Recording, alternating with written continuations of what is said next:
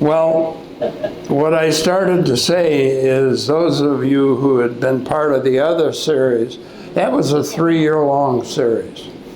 We went through the history of Western art, and I felt that at the age of almost 86, it was a little presumptuous for me to start another 3-year series. So I said to Jan, I got to come up with an idea for a one-of kind of deal, that each session does not have to connect to the next one. And if my powers start to fail, then we stop. So that's the whole concept behind what you're going to be dealing with today. The other thing I want to mention is many people have told me in the previous series that they learned more about history than they did about art because it was all historically connected. One of the reasons I developed this series is I felt it was time now for us to be more focused on the art itself. So you're going to get a very brief historical background to the artists in this series, but we're going to focus mostly on the individual artists. But there is a large theme going through this series. The visual arts work with big sort of generic themes.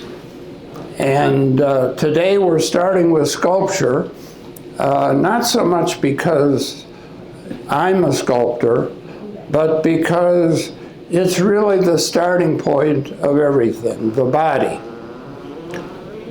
Sculpture is a very limited art form.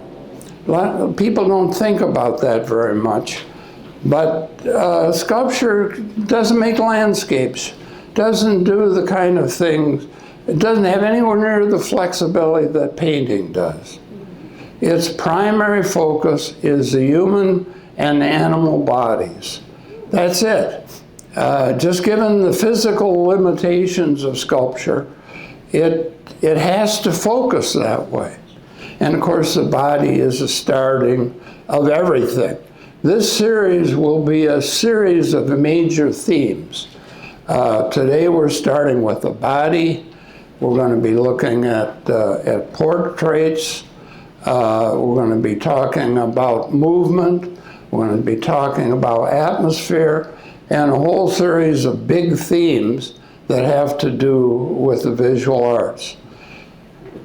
The pattern you see today will be similar to, but not identical to, the pattern we'll follow throughout the whole series. In other words, you'll have a traditional artist that you might be familiar with, and then a contemporary artist that you're probably not familiar with.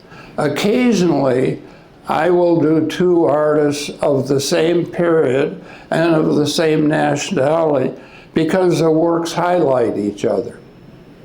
The real concept behind this series is that I can talk about an individual character of art and its language. You know, it passes through us sometimes. But if you see a contrast to that, a stark contrast, strangely enough, it becomes more memorable. And that's the whole concept behind this series. There is, strangely enough, a kind of conflict, certainly in the era in which the artists we're looking at today lived.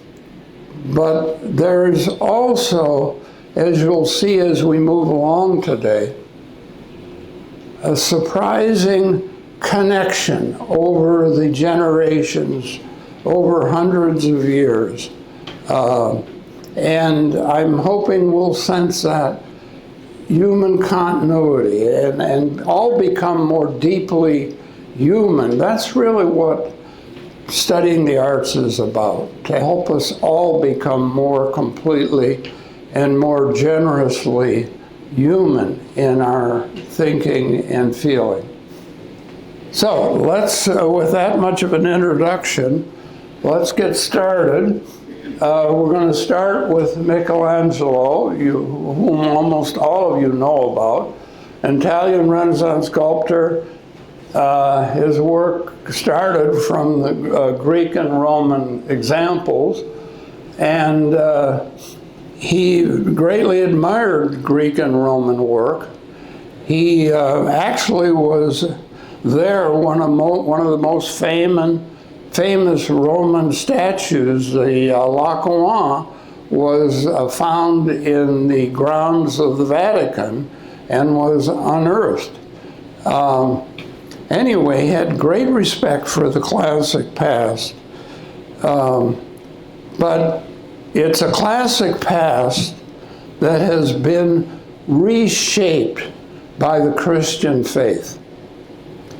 And we're going to be seeing this connection in his work in a few moments.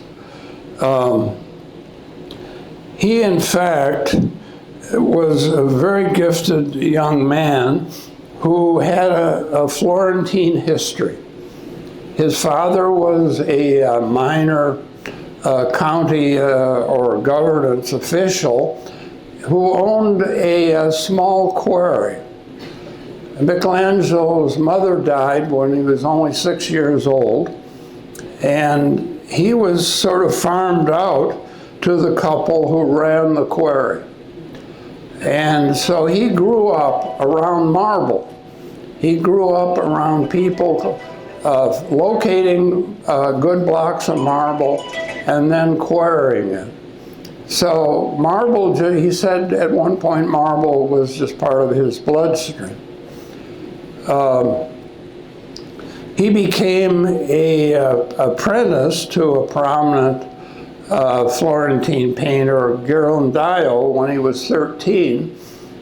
And Ghirlandaio was asked by the Medici to send two of his most promising students to the Medici home, where they could live with the philosophers and so on who were part of the Medici circle. And Michelangelo was one of the two that were picked. And so he not only admired classical work, but he also admired a philosophy that was shaped by the Christian faith, that started with the classical Platonic ideas, but they are now called Neoplatonic. And can we see the first work, please? I'm sure you've all seen the Pietà. And by the way, this is going to be a theme that persists throughout his work. The very end of his career has a similar, the last work I'm going to show you is a very similar theme to this work. Anyway, this Neoplatonic idea is that moral goodness and physical beauty go together. So if you want something to represent Christian virtues, you also make it beautiful. That's the basic core concept of Neoplatonic thought. So there's a connection between physical presence, physical being, our bodies, and our moral selves. Now, of course, here you have the Pietà, a work he did as a very young man. And needless to say, extraordinary technical virtuosity. Remember, he grew up in a quarry, so this guy really knows the technical side of cutting marble. But many people have commented, if you look carefully, Mary looks almost younger than Jesus. When Michelangelo was asked about that, he said, women of great virtue retain their beauty. Again, a Neoplatonic thought. And you can see at this beginning of his career, bodies are beautiful and idealized, and obviously he's using this Greek marble carving tradition in a Christian way. Now, can we see the next one, please? Again, a work you've probably all seen it. One of the books I read said this is the most well-known statue in the Western world. This, of course, is David. A lot of people don't realize, unless you've been there. I lived in Florence, by the way, on 2 different occasions. Unless you've been there, you don't get the scale of the thing, because you normally just see it in photographs. If you're standing on the pedestal that David is standing, your head just goes a little above his knees. So it's a colossal statue. Again, it's the Neoplatonic ideal of the beautiful form representing a kind of moral goodness. This statue was made to commemorate the independence of Florence. In fact, it was commissioned by the city fathers. And the block he carved it from had been previously carved by a sculptor who abandoned the project. And so he had to conceive of the stance of the figure in relationship to a big hunk of stone carved away on the right side as we're facing the figure. A big hunk of stone was carved away from there. And what you see is David, and by the way, previous Florentine sculptors, notably Donatello, had also worked with the theme of David. And they had worked with young David. In fact, Leonardo da Vinci was probably the model for Verrocchio's young David. Leonardo was a beautiful young man. In any case, you see David looking off to the side. He holds a stone in the hand that you see on the left there. He holds the sling over his shoulder, and you see he's looking off to the side. He has not yet thrown that stone at the giant. What Michelangelo does is give his figures a certain kind of thoughtfulness. He usually puts them in a place where we expect action. And then he doesn't give us the action. He starts to give us a view of the head that is beautiful and intelligent, but you get a sense the figure's thinking about what it's about to do. There's a technical phrase for this. It's called action in repose. In any case, he also is willing to take, for the sake of faith, he's willing to take liberties with the Greek physical ideals. If you look carefully, David's feet, hands, and head are slightly larger than the classical ideals, and the Greeks had fixed measurements for each of these proportions, by the way. And that is implying that David will yet mature. He's a young boy, he's a young man. And he's going to get bigger yet. And as we move along and look at Michelangelo's work, you will see this figure muscled out and become much bigger and much broader. Can we see the next one, please? This is a statue Michelangelo made for the tomb of Pope Julius. This tomb was a huge burden for Michelangelo his entire life. He got in the commission when he was a fairly young man.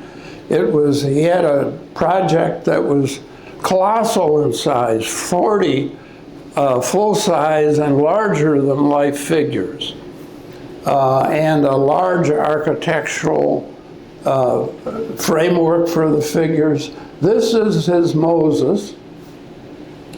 Now Moses, if he stood up, would be at least as tall as David, if not taller.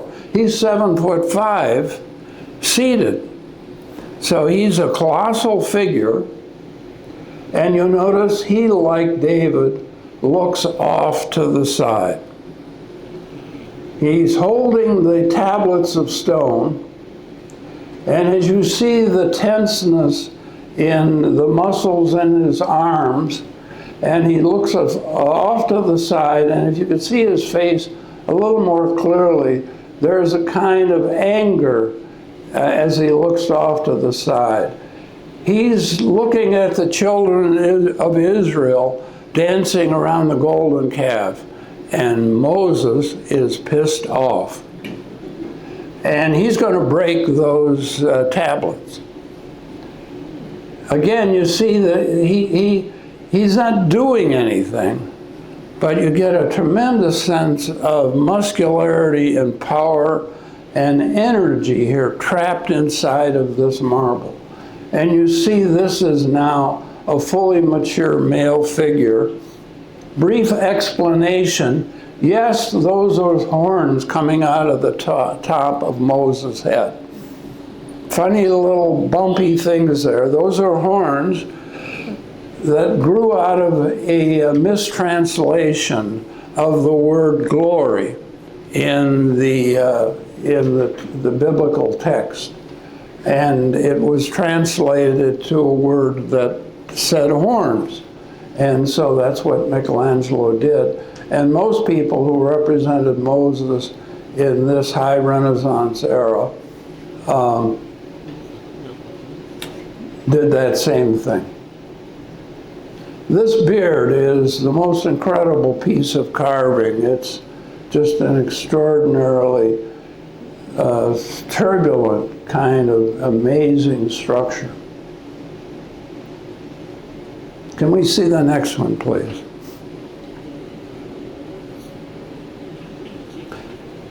The Medici family kept commissioning him in big commissions that he never gave him enough time to do, because one would get a commission and then another branch of the family would commission him for a different project that competed with the first commission. And there was something weird about Michelangelo. As gifted as he was, a brilliant architect, brilliant sculptor, planned, in fact, this very room that we're looking at, not just the sculptures, but the entire room. He could never get his life organized in terms of meaningful time. He always imagined he could bring off things that he never really had time to bring off. And then he ended up in all kinds of lawsuits and so on, because people said, we gave you money for this and we didn't get the product. And this particular tomb was part of that contest. It's a part of another branch of the Medici family. It's located in Florence, in San Lorenzo. And as I say, he designed the entire room. And the figure you see in the center, the seated figure, is one of the two Medici cousins. And he represents the active life. You probably can't see it from this angle, but he has a baton, a military baton in his lap. And there is a mirror image across the hall from this one of the contemplative life. Both of them then have these figures beneath them that represent the cycle of life. Now, this particular couple we're looking at is night On the left, the female figure, notice the owl between her legs and the ghoulish mask under her shoulder. And the figure to the right, the male figure, represents day. You'll notice, if you look carefully at day, look at his head. You don't see anywhere near the level of finish in the carving that we would have seen in his earlier work. Also look at the piece of exposed stone beneath the lower legs there. You just see the tool marks in it. This shows up later in his career, this kind of rough carving that makes you feel like the figure is sort of becoming before your eyes. It's sort of realizing itself in our presence. But notice, especially the night figure, notice the dark theme that you see there. Again, these figures are reclining. No one's doing anything. They're just sitting there, but you sense stuff wrapped inside of them. Look at these odd, awkward poses of these bodies. And more than one art historian have talked about the odd look like they're going to slide off that sarcophagus. Some people think he rushed through this commission, and in fact, beneath this ensemble would be two river gods that would be resting on the floor and of a bigger scale than these figures, and he never got around to doing that. But in any case, you notice how, as we move along, images, thoughts are getting more complex and darker. He's lived through a lot of difficult things in life. By the way, you can't see it very clearly here, but there's a kind of molding that runs behind those two figures, and it's actually a bunch of faces that are ghoul-like faces that are carved out hollow, so the eyes are black and in shadow. The whole ensemble is not a very happy view of life and death. At this point, the Medici had been kicked out of Florence. All kinds of political problems had been happening, and he represented all of that in his own work. What makes his work distinctively Christian, even though it starts with these classical ideals? When a classic sculptor represented something going wrong, a tragedy, something like that, it followed a script. It followed a narrative. It was all written out like a play, and the sculptor simply followed that play. Michelangelo brings his own script to this project. This is how I feel right now. There is no script for this. This is my invention, and my invention is important. That comes out of a deep understanding of the Christian faith, an internalization of the Christian gospel. Can we see the next one, please?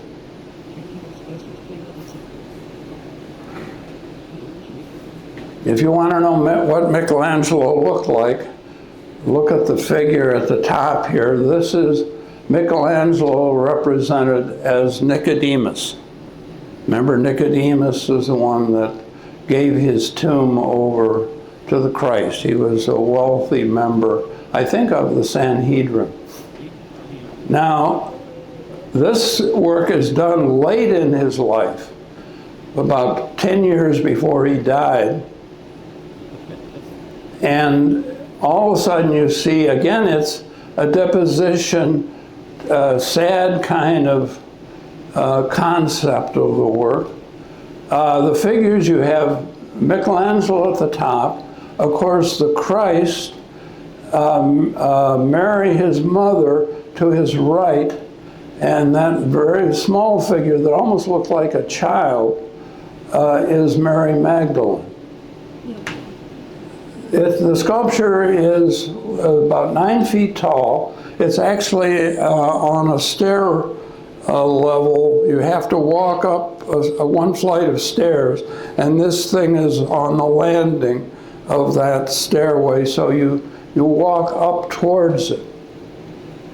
Notice the body of Christ is no longer that beautiful form we saw in the Pietà.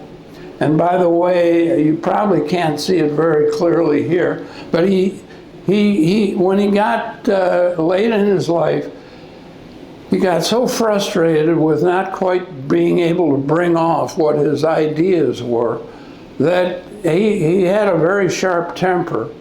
And he took a hammer to this thing, and it took a later sculptor to put this section back on, because he attacked the sculpture. If you look at the scale of Christ's head, and then the odd proportionality of the body, and you see how the body is totally collapsing. It has none of that inner energy that we saw in the Moses. And of course, Michelangelo sees himself as sort of overseeing all of this. And he's not afraid of sadness. He's not afraid of sorrow. Can we see the next one, please?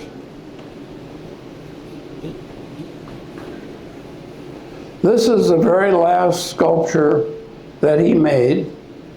It's called the Rondinini Pietà. As you can see, it's about 6'5".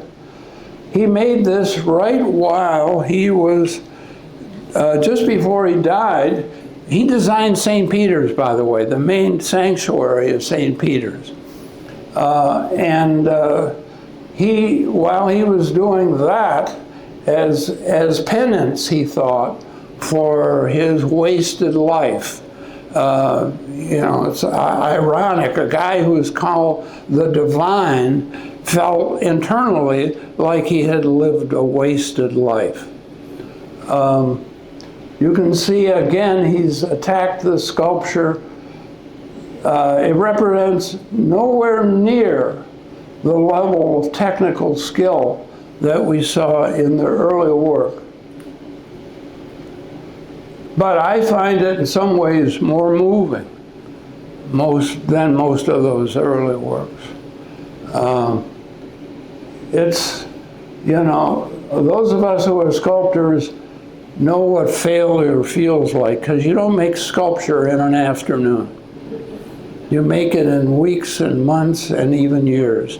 And sometimes what you do doesn't turn out the way you hoped it would. I get this sense of failure, believe me.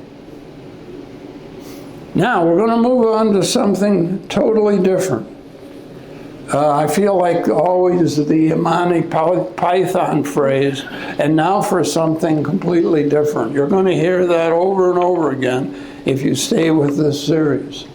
Can we move on to Otterbein Giacometti? As you can see, he's a 20th century sculptor. He's Swiss. He's associated with a modern movement that we call surrealism. Another artist you might be familiar with, Salvador Dali, was associated with that movement. And it's the idea of fantasy, the idea of the subconscious entering into a work, so you don't plan it carefully. You just, like jazz, you create it as you go along. Expressionism is a term representing art that's all about the artist's feelings and not about any story or narrative. It's just raw feeling. He's Swiss, and came from a family of gifted artists. His father was a fairly prominent painter. But he worked most of his life in Paris.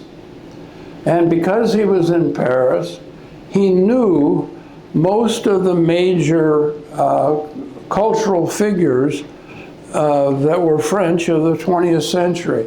Most notably, existentialist playwrights and philosophers. Now, the word existentialist is probably the most misused modern word. You hear it all the time in politics nowadays, and most of the people use it have absolutely no idea what the heck it means. They think it's a fancy way of saying the word existence. Existentialism is a contemporary philosophy that started from a Danish philosopher, the guy's name was Søren Kierkegaard, and moved into the modern era. It's a rather dark philosophy of sort of human helplessness and despair. We're kind of at in its understanding, we're kind of at the mercy of fate. To help you understand what existentialism really is, you need to look at a famous play by a guy named Thomas Becket. It's called Waiting for Godot. These two guys sitting on a junk heap, constantly talking about Godot. Is he going to come and is he not going to come? He never comes, by the way. And of course, the name sort of implies some divinity, a god. God, of course, is the first part of that name. But it's a sense of a kind of cosmic loneliness. That's what existentialism is, not another word for existence. In fact, it questions existence. It's just the reverse meaning of the way it's constantly used today. Now, let's look at his first work here.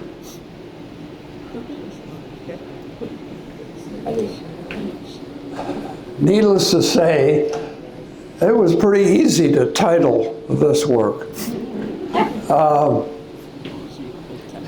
This work is done in the technique that almost all of his work is done. So I'll talk about that technique. It's bronze. And it being in bronze, of course, it's cast. But it has to originally be made out of another material that you take the bronze casting from. Now, there are 3 different materials you can start a bronze casting with. He's generally started with plaster. You can start with clay, you can start with wax. In any case, you see, you have to make molds off of this material. He started typically with plaster. And the reason he started with plaster is he sort of carved away at it. This is what we sometimes call a casting or modeling technique, but strangely enough, he's kind of a carver.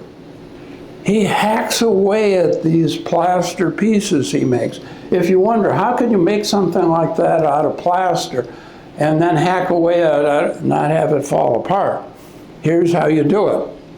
You make a wire armature.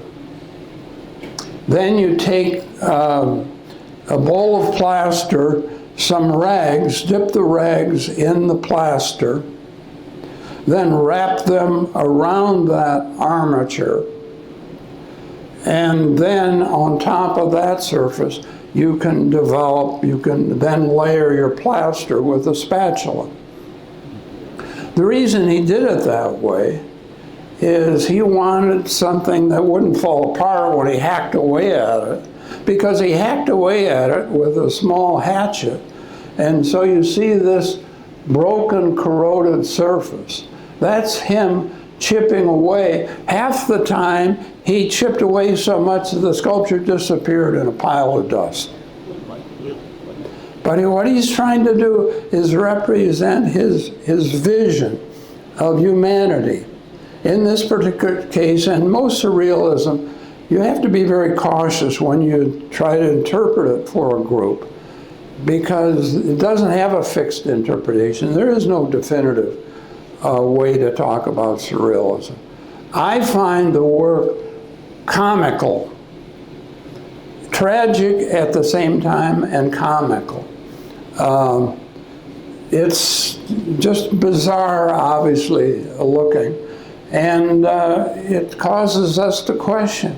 You know, we think of the head and the face as the most important part of humanity. Here he frames it in this odd cage, and notice how the mouth is open, as if maybe there's some sort of existential scream coming out there that its force has elongated that nose beyond the cage in which it hangs. He did this sort of work starting from the 20s, but some of the most notable work he did were in the 40s and 50s and early 60s. Can we see the next one, please?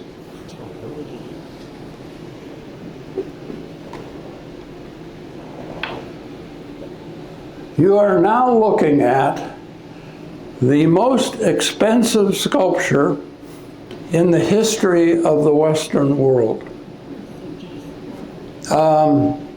Man Pointing sold at Christie's in, I think it was 2010, for $141 million. Needless to say, Giacometti in the 21st century is a highly respected artist. These standing figures he makes typically are normal male scale. This figure is 5'10" high. It's done in that same hacking technique that I talked about in reference to the nose. You notice how the figure just barely exists. That one leg looks like it's going to disappear almost. It gets thinner and thinner as it moves down to the foot. And he almost always exaggerates the feet as if they're somehow rooted to the earth. And the figure itself, of course, has this eroded look. It barely exists. It's about as minimal as you can make a figure and still have it stand up. And of course, he had to use bronze for this kind of a sculpture because it's the only material that you can make something like this out of. Now, the strange thing about it, though, although he almost doesn't exist at all, this guy, opposed to Michelangelo figures, acts. Michelangelo's figures, they got all this musculature and they don't know what to do with it. This guy, with his feeble, broken body, acts. He points. May not be a meaningful gesture, but it is a real revelation of his intention. He reveals himself to us in his broken, sad way. Just like the figures in Waiting for Godot show their emptiness and despair to us. They're sitting on a garbage heap. 21st century is not a cheery time. If you're looking for a Mary Poppins kind of sensibility, the serious visual arts in the 21st century are not going to give you that. And this guy most represents that kind of dark sensibility. Can we see the next one, please?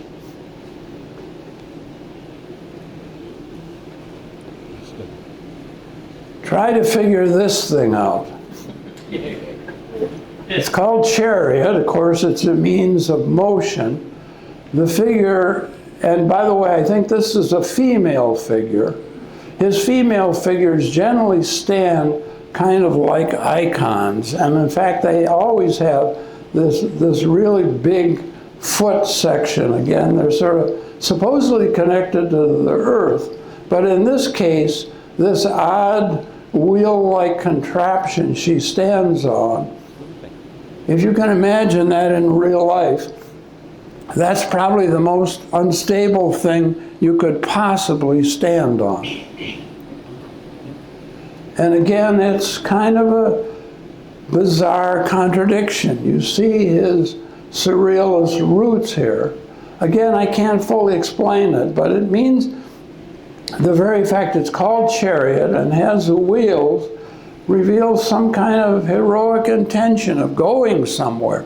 A chariot typically is thought of as a war machine.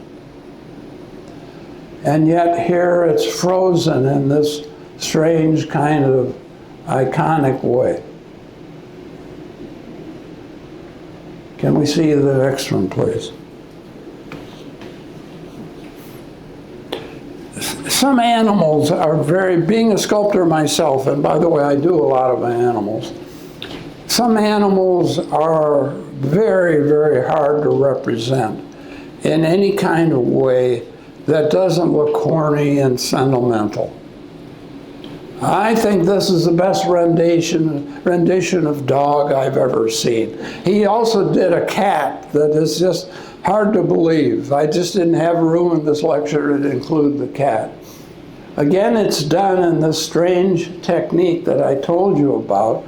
This is plaster that has been hacked away and then cast in bronze.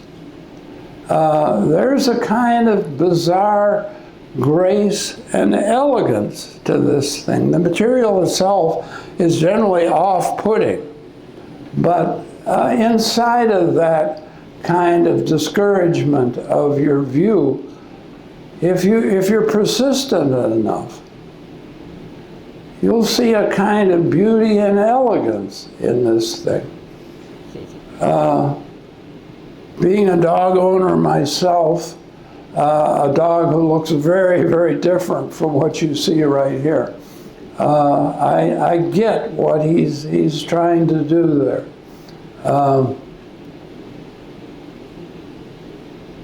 It's an animal that, again, we often don't think of as even being worthy of this kind of rendition.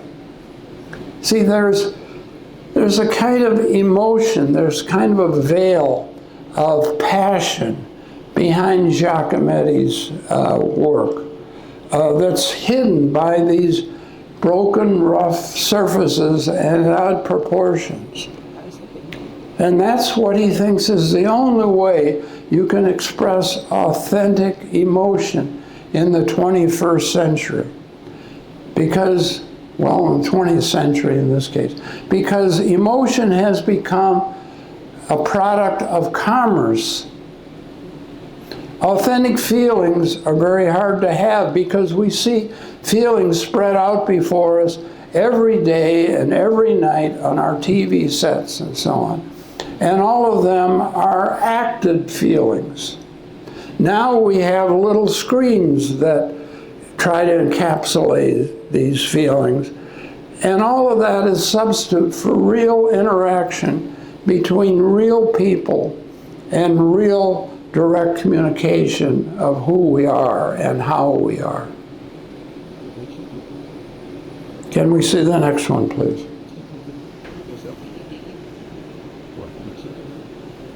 This is one of the last figures he made. Again, it's in the technique we've talked about. Each time the technique gets even a little rougher. But again, you see it's a body with no muscles. All it has is will. You notice how he leans forward as he walks.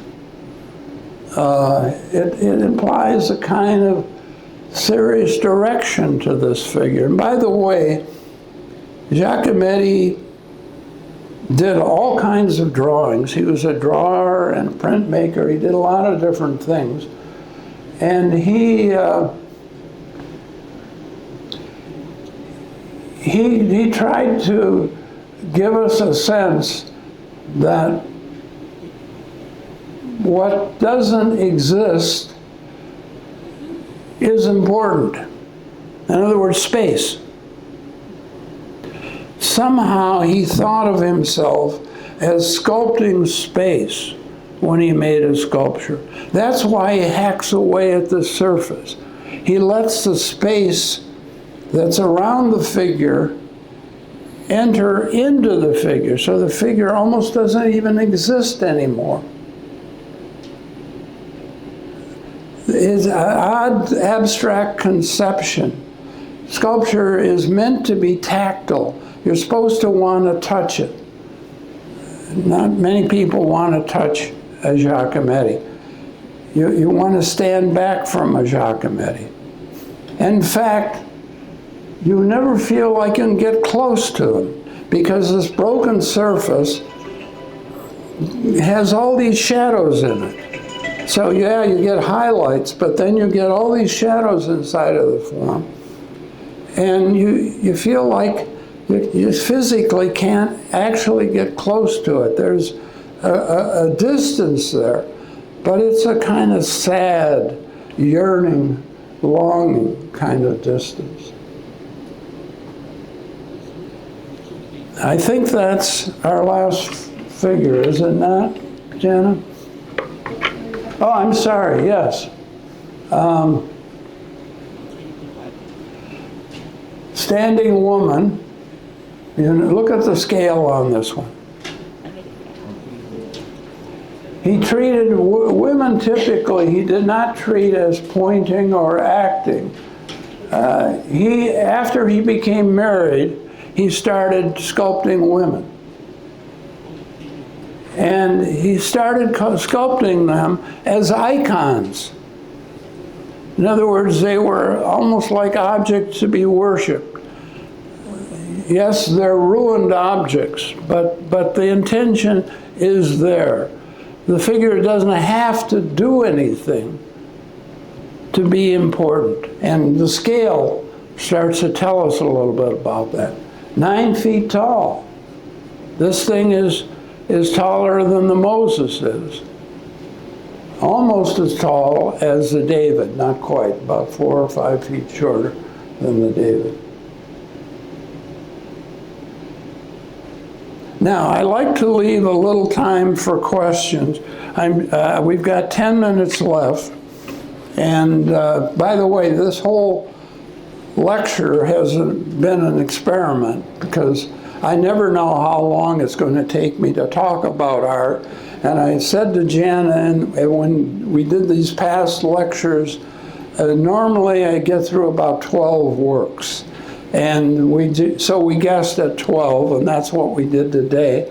And I generally like to leave a few minutes at the end of the class period if you have any questions. From my perspective, by the way, I spent my time putting this whole thing together, thinking about it. For me, the most interesting part of a class like this is what you think about it, not what I think about it. So if you have any questions, now's your chance. Anyone? Yes? Why did Giacometti make everything so skinny and like bone? Mm-hmm. I think what he's trying to do is represent life is corrosive. The atmosphere sort of compresses these figures down to almost non-existence. And his hatchet represents that corrosive nature of atmosphere as it compresses these figures almost into non-existence. Yeah. It's a dark view of life. I'm not trying to make either of these artists cheery kind of figures because they aren't. They really aren't. Neither one is. Yes? How did he grow up then in order to see all this like that? This is an internal vision. This is nothing he saw in the real world. It's the way his mind functioned. But he, quite frankly, the role of those of us who are 20th century sculpture, and in fact the role of all artists, is to make objects that once people see them, they won't forget them. It becomes a memorable experience. And this guy has definitely exceeded in that. Now you can do absolutely stupid, absolutely innocuous things to be noticed. But these kinds of visions last. They don't become absurd visions 10 years after they're made. They become durable visions. At least I'm treating them that way. Yes? Well, the tomb itself, as I said, was supposed to be 40 figures. It was a big architectural thing. It almost covered like an acre. And there was all these niches in it. I don't think the Moses was designed to be up high. I think there were 4 corners to this thing. And he was planning on putting the foundation of the faith on the corners. Moses, of course, is one of the foundations. And Christ, I'm sure, would have been one. Mary would have been one. I'm not sure what the last one would be. But I think they were just, it was elevated a little bit, but it's not at all like a church facade or something like that that's 100 feet off the ground. So I don't think he distorted the Moses quite that much, because it was meant to be seen just a little above eye level. Okay, I've read several places that a lot of his pieces were like, they were larger in the top half and in the bottom half to make them look. Partly because of the scale. Like David's head even had to be bigger because he's seen from well below his head, and for it to look normal, it had to be slightly exaggerated in scale. But he also wanted that whole adolescent, big-headed concept as a part of it too. So how did you figure out how to make the right size? He typically did models, but not always. Michelangelo, it's almost impossible to describe his carving technique, because I've never seen another sculptor who did it his way. He just would enter into a block of stone with his slave figures that have been unfinished sculptures. He just had a vision of what that figure was inside of that block, and he simply went straight in and removed stone, knew exactly where to stop, and he never went around the thing. He didn't work on the back at all. Most of us sculptors, I have to look at my pieces from all sides to figure out where I'm going and what's going on. He never did. It's almost a photographic kind of way of thinking of making sculpture. Yeah, but they're finished on the back, right? Pardon? They're finished on the back, right? Some of them are, but many of them are not. Really? No, they're rough carved on the back. Those figures, for instance, the Medici tomb, uncarved on the back. Yeah. No, he left a lot of things rough. Thank you. Yeah. Any other questions I can help you with? Yes.